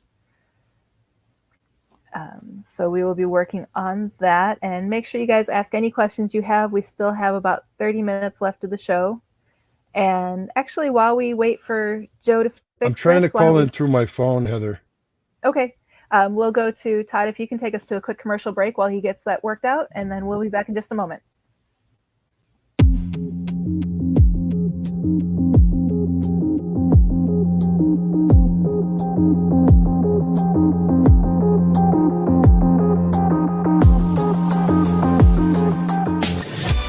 Want to see your video here? Sponsor WLTKDB Talk Radio and watch us make that happen. With your paid sponsorship of $80, you receive a professional produced audio, video, and banner placement on our station. Not only does your sponsorship air during our live shows, but also replayed on our podcast and heard by hundreds of like-minded people. Visit WLTKDB.com to get started and find out just how hard we work to get you noticed.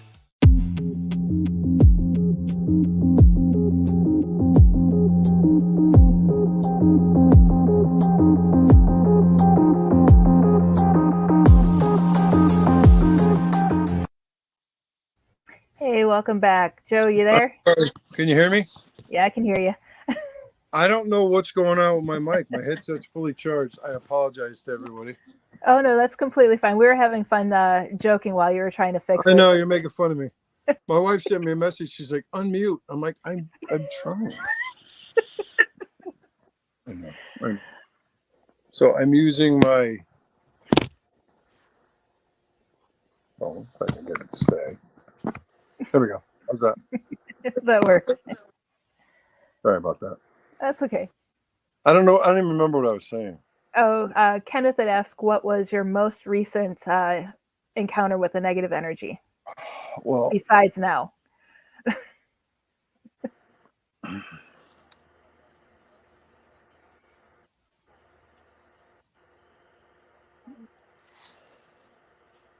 can you hear me? Yeah, I can hear you. All right. Can you hear us? Yeah. Hold on. Let me take this off. Because, I'm hearing feedback through my headset. I thought it was hooked up to my phone. Most recent, I mean, it's been a number of years where we had like a really bad demonic case. That case in Enfield, Connecticut, I remember that, but that was going back a few years. We've got a couple of cases we're working on now. Ken knows that, but I'm not convinced that they're demonic. And we haven't gotten that far yet. But the case that I'm thinking of is a number of years ago. We had an investigator that wandered off and was taking photographs, and she was literally picked up and thrown against the wall. She was a good-sized woman, she's like 5'7", 200 some pounds, and she said it felt like she had two linebackers rush her. And she lifted her off of her feet. Okay. And that one was a bad case. From what I understand, the activity has diminished greatly. The family still lives in the house. But I still think they have activity time to time, but nothing to that degree. We would hear growling. I actually have a video of it. You can hear growling in the background, and you would smell these awful, I guess, described as rotten egg smells, sulfuric smell. The husband was in the basement and saw something, black, dark entity. I mean, even darker than dark. And he said he could see like eyes. I didn't see it. But things would happen like they had a Tiffany lamp, and our family was in the living room watching TV. The Tiffany lamp, if everyone knows what a Tiffany lamp looks like, it's got the point. So the lamp lifted up, turned upside down, and stuck right into the hardwood floor. Made like a 1-inch square hole in the floor. It's been a long time since I've been assaulted. I remember there was a case 20 years ago or so where I was picked up and thrown about 12 feet. I was like 350 pounds. I was heavier than I am today, bigger. And, Casper the Friendly Ghost can't do that. Doesn't have that kind of power. Ghosts and spirits, I mean, they can move certain smaller items. They can touch you, they can slap you, things like that. But you can't pick up a 350 plus pound guy and throw him 12 feet across the room. And it was very disturbing. How many people out there can say that it wouldn't bother them? I mean, I think I was more angry than I was scared at the time, because I got up and I'm like, I won't say what I said, but I said something in the law. I'm like, if that all you got, I mean, because this was a home where there were children involved and the children were being bothered. I'm like, oh, you pick on children. How? Uh-oh, he froze.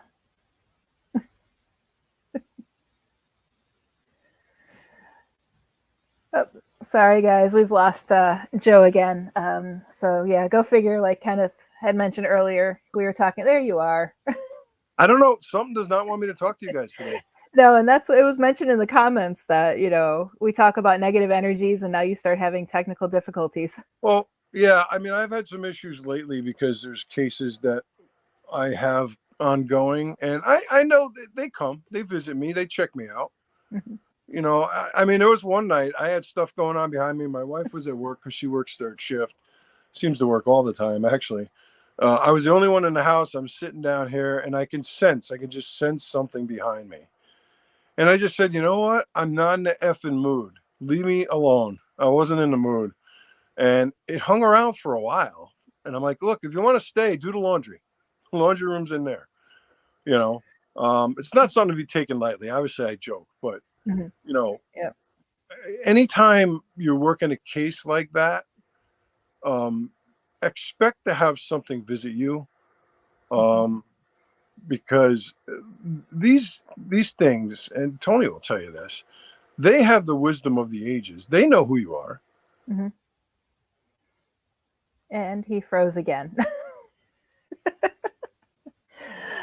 Yeah, Lee, it was quite a interesting shot that we captured him in last time. And his little Annabelle doll would be interesting. Yep, there you go. I'm sorry, guys. I'm on my cell phone now. But I started to say before I cut off, like, these things, they know who you are, what you've done, where you've been. They know when you're coming, but you just have to be careful. You never know, even if a case initially sounds like it's nothing, you always need to be prepared. You always, got to make sure you're prepared, and be careful who you bring with you, and make sure you tell the family what you expect. In other words, there's been times I've gone to people's homes or place of business, and there'll be, a dozen people there. I'm like, who are all these people? And they're like, they're like friends or people that were just interested and they wanted to be there. Oh, Joe's coming. I want to be. I'm like, no. I said, they're going to have to leave, or, they don't take it seriously. I had one guy tell me years ago, he's like, well, I don't want you to get rid of it. I just want you to verify. I said, that's not what I do. And I left. He's like, no, I don't want you to get rid of it. He thought it was cool that he may have had a ghost. Yeah. I mean, Just wanted confirmation. Spirits are everywhere. I mean, I'm a spirit. You're a spirit. We're just in a physical shell. If that's what you believe. Yeah. So there's been a lot of, I try to do more investigating before I even decide to take a case, because your time is valuable. You don't want to waste your time. I know, with COVID, there was a couple of years where none of us were allowed to really go into people's homes and stuff like that. So we did a lot of StreamYard or Zoom meetings, Skype, things like that. Yeah. I hope I don't lose you again. I'm sorry, everyone. No, that's okay. Courtney says she's waiting for the doll behind you to start waving. Well, no, that's Hannibal. That's the good sister. That's what I call it, a good sister. But I will tell you guys something. this is the God's honest truth. The doll I usually have in that position where you see it. Well, a couple of nights ago, I was on the phone discussing a case, and and I didn't see it happen, but the doll moved about 90 degrees. So the next thing I didn't see it happen, but all of a sudden the doll's turned, and I'm sitting in the back of the room, and it was looking towards me. And I'm like, all right, I have 5 cats. So I'm thinking, okay, let's try to explain this naturally. But I've never seen my cats up on my bureau here. Mm-hmm. They don't usually go up there. But is it possible? Yeah, it's possible. But I know what I know, because I know where everything is here and how it's positioned. And I didn't see it happen. Mm-hmm. I have weird things that happen here. I don't even tell my wife. She knows now. She's still watching. She's just like, all these years she's been extremely supportive, and I love her to death. But she's like, don't you bring anything home with you. I mean, I can't guarantee it, but I do protect myself pretty well. Mm-hmm. You know, and protect my family. I got so mad one time. I had something going on here, and my kids were very small at the time. And I got so pissed off. I said, if you bother my family, I said, I swear to God, I'll kill myself and come after you in the afterlife. I was so mad. You know, I've had things happen here, like, you know, I had like a hammer or a wrench go missing, and I found it in not the walk-in freezer, the chest freezer. Mm-hmm. You know, items would apport, they would disappear. Some things they would, and that's why when I can't remember where I put my keys, I'm like, you son of a, give me my keys back. You know, Laura's like, oh, just pray to St. Anthony. Just pray to St. Anthony. And sure enough, I'd find them. She's like, see? You know, they love messing with you. But, well, listen, just because you can't explain something doesn't mean it's paranormal. Mm-hmm. You know, I have some timers. Sometimes I remember, sometimes I don't. You know, but no, I you know, all kidding aside, you know, people shouldn't think that if something happens they can't explain, don't immediately go to, I have a demon in my house. Mm-hmm. You know, which brings up another thing is there are groups out there that will get involved, and maybe they have the best interests at heart and really want to help the people, even though deep down they know they can't, or they're not experienced enough. Because if something really bad is happening, I've had people contact me and say, yeah, I had, you know, ABC Paranormal in here, and they said I have a D. Yep, there we go. Joe needs better internet connection up there in Connecticut. I'll give him a few seconds. Nope, we lost him. I'm back. I'm sorry. I don't know what it is. Now first it was my computer, now it's my phone. Yeah, who knows? Well, anyway, so I don't know if you heard that last sentence, but I said, you know, these groups, you know, they'll tell people you have a demon here, and I can't help you. Mm-hmm. Or they'll be investigating the home and something will happen. There's one case I remember, it sticks out in my mind, where the homeowner told me that the group was there for a couple of hours, and then there was a can of caviar on the kitchen counter, and they said that the can exploded. Just the lid popped off and caviar went all over the place. Mm-hmm. They got so freaked out, they just packed up and left. He's like, Joe, they couldn't get out of here fast enough. I said, they just left you? I said, you know, he said they gathered their equipment and they left, and they didn't call him back, and he couldn't reach them. They wouldn't return his calls. And I was pretty angry by that. I said, well, I hope that if I look up their website is shut down and their Facebook page is closed down and they're no longer doing this. Nope. Mm-hmm. Nope. Looked it up and they're up onto another case. Mm-hmm. The case manager of that group contacted me and filled me in on a lot of stuff. I won't get into it, but mm-hmm. She confirmed that the caviar incident was true. I said, well, please tell me somebody had a camera on it. Because as far as I'm concerned, and I shouldn't say this, but I get aggravated. And I say, you know what? If you don't have any evidence, it didn't happen. Mm-hmm. You know, I don't mean to sound, you know, rude by saying that, but I remember, Lorraine always used to tell me, she's like, honey, if we need to get the church involved, we have to go to them with overwhelming evidence. We can't just knock on the rectory door and say, I need an exorcism. Oh yeah, I'm free at 1 o'clock. Come back. Like you have to have tangible evidence, something that you can witness, and show the church. Mm-hmm. And I've had cases where, look, Father Joe down the street at your local parish can't do an exorcism.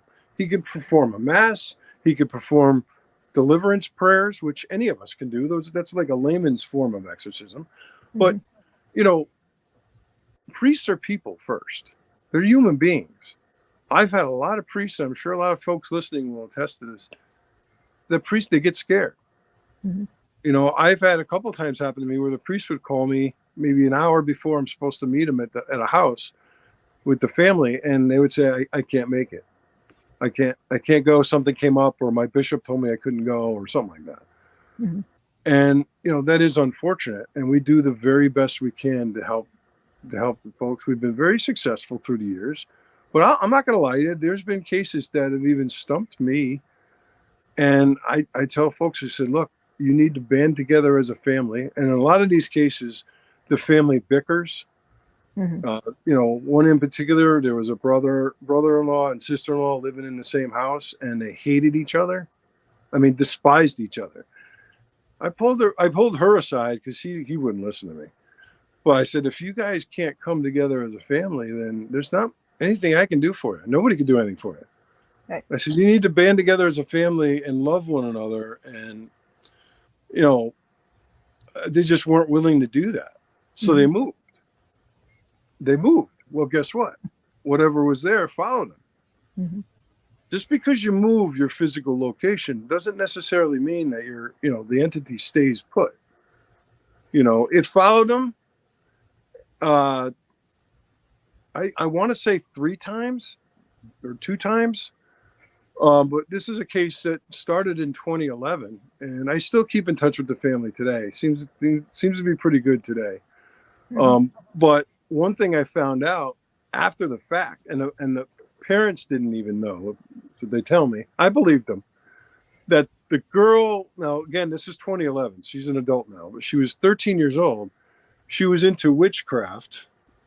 I think I have one of the books here I took from the house. This is one of the books. Okay.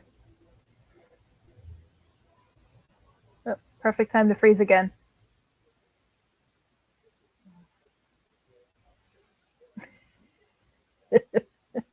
Oh, poor Joe. I know you're laughing at me. This is one of the books I took from the house. And there was another spell book. And found out she and her friends were playing with the Ouija board. Mm-hmm. All right. Well, there you go. No wonder you got stuff going on. I can't wait for you to see my bookshelf. Yeah. Well, it's probably bigger than mine, but. Oh, but it's full of books like that. I don't know how to read.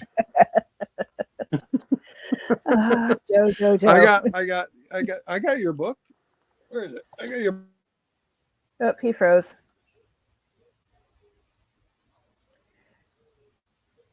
Yeah, I know he has a copy of my Haunted Southern Nevada Ghost Towns, and you guys need to get on him because he does need to finish the foreword for my next book. I'm back. Yep, and I was telling everybody. I was giving you a shameless plug. I got your book right here. Yeah. Great book. I read the whole thing. And I was telling everybody to get on you to get my foreword done. No, I'm actually been working on it. Yeah. I'll talk to you later after the show. Yeah, no, that's fine. I was told I'll have the edits next week, so you have at least another week. All right, no worries. It shouldn't take me that long. I've just been so preoccupied. And I told my wife, I said, I've got to write Heather's forward. I said, but I need to be left alone. When I write, I zone out. And if someone comes home and they interrupt me, it's not their fault. They didn't know what I was doing. I just need to go to the cabin in the woods and just be like Grizzly Adams and just write. I would love to find a quiet little location to write. Yeah. It's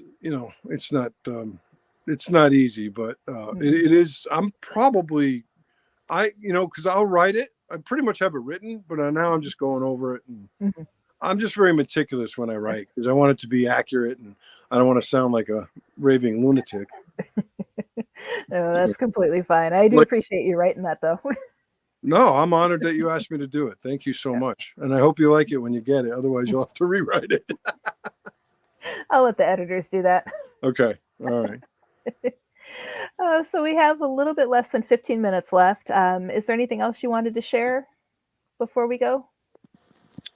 Me? Yeah. Oh, wow. Unless anyone has any questions, but no one's asked any yet. I put them all to sleep. You did? No. Yeah. I put them all to sleep. Well, I mean, I did want to add, I think you touched on it before, is that you and I have been working together on, what we're trying to do is get a lecture circuit going. We'd like to capitalize on your new book that's coming out. I think you said in September, is it? September 11th. Okay. September 11th, and tour some of these locations, these lighthouses. I'm a lighthouse lover. I love lighthouses. Most of the people that know me will know that. I just love the history of them. And if they're alleged to be haunted, that's a bonus. However, you and I would like to go and see if we can authenticate those claims. Yeah. Just because we can't doesn't mean it's not haunted. We just didn't find anything. But, my thoughts were maybe, I don't know if you want me to mention it, but we would lecture and then possibly set up a lighthouse tour for a certain number of individuals. You couldn't have 100 people go, but I'm sure people, I've always found that this subject always seemed to fill the place because you'll never find a lack of interest in this subject. I know a lot of the stuff you see on television is not real.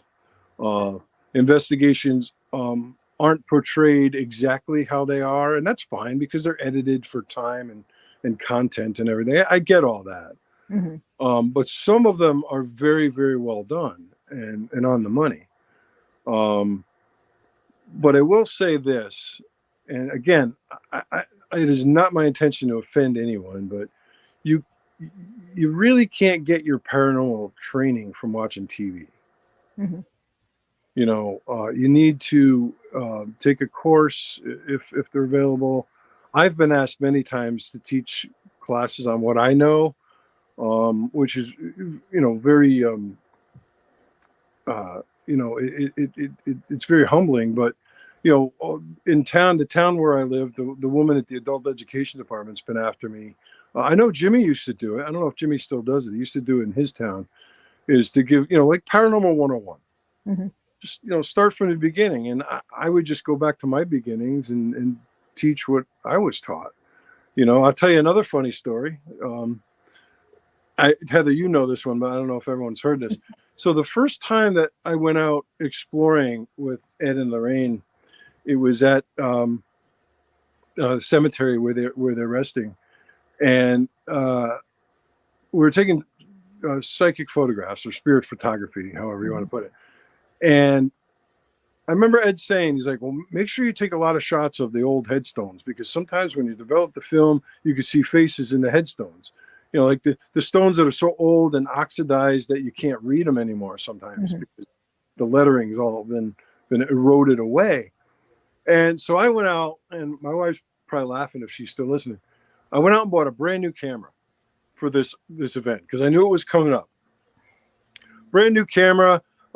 It's like, yeah, get 400 speed film. Seems to be the best, because if you get 1,000 speed, it kind of, when you blow the picture up, it gets kind of grainy. So this is back in the day of Polaroid. Most of your audience probably doesn't know what that is, but so I did that.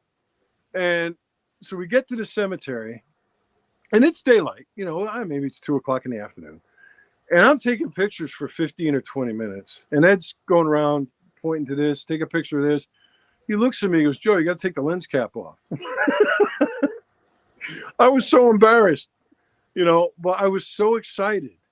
I was still a teenager. I'm like, I was so excited. I wanted to get these photographs that I forgot to take the lens cap off. So what would have been interesting is if you captured stuff with the lens cap on still. well, yeah, like the Amazing Kreskin or something. I don't know. Well, it's just a fond memory. I have so many fond memories of Ed and Lorraine, and not only their teachings, but knowing them as people. I mean, they were like typical grandparents, very, very gracious and very humble. I mean, they'd give the shirt off your back to you. The story where I saw Ed get mad, I'll tell you that, because it had a good outcome. But we were at the Stony Hill Inn, and Tony will probably remember this. And they had scheduled, I think our show was supposed to start at 5. I'm trying to remember. I'm going back 25 years probably. Our show was supposed to start at 5. And when we got to the place, we got there early. We got there with Ed and Lorraine and Tony and a couple other people were there. Jimmy might have been there too. Because we had to set up, we had to run cables for the TV and stuff. You know, we didn't have Wi-Fi then. And there was a wedding going on. And we're all looking at each other like, we got to get in this room, you know, and there's a wedding going on. Next thing I hear, Ed and the owner of the place or the manager are going at each other. I swear they were going to come to blows. The veins are popping out. Both of them are yelling back at each other because, you know, the Warrens had this, you know, booked for a year, like a year in advance. And somebody made a mistake and overbooked, and the wedding was supposed to go to 6. So there's like an hour overlapping. But then the staff needed some time to clean up, change out the tablecloths and all that. But I had never seen him so angry in my life. He never got mad at me. Thank God. You know, Chris will say, I remember Chris will say, he said this to a lot of audiences. He's like, my grandfather loved you. He didn't like me. I'm like, well, it's because you're kidding.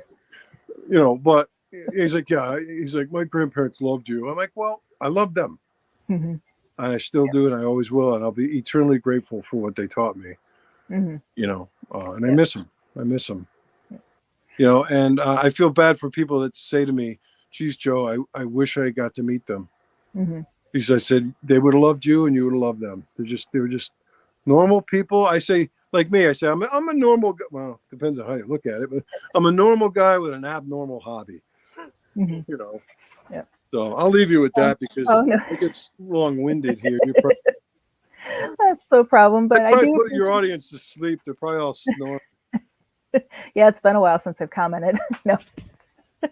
But I do appreciate you joining, and thank you again for all the amazing stories, and definitely have to have you on again in the future. Everyone loves to hear you talk. We'll definitely have to have another show where we talk about what we've planned once we have it all finalized. And I'm very sorry about the technical glitches, but that's the first time that's happened. I mean, and I go on my phone and it happened again. I don't know. Could it be forces at work here? Yeah, it could be, but probably never be able to prove it. Yeah, exactly. Yeah, but again, Lee says she's not asleep. But thank you again, everyone, for watching, and make sure you tune in next week for Women of the Paranormal with Catherine Sorilos, Aurora North, Nicole Ray, and Christine Ayers. They'll all be joining me to talk about our experiences. And again, a big shout out to my sponsor, Omni Interactions. Take time today and learn more about their self-scheduling opportunities, which are perfect for a life of a paranormal researcher. Learn more at getgig.life/paranormal. And again, Joe, thank you for joining us, and I'll be talking to you later today. Thank you. It was my pleasure. Thanks for listening to me. Yep. Thank you, everyone. You guys have a great week. The truth is here and now on WLTKDB Talk Radio at WLTKDB.com.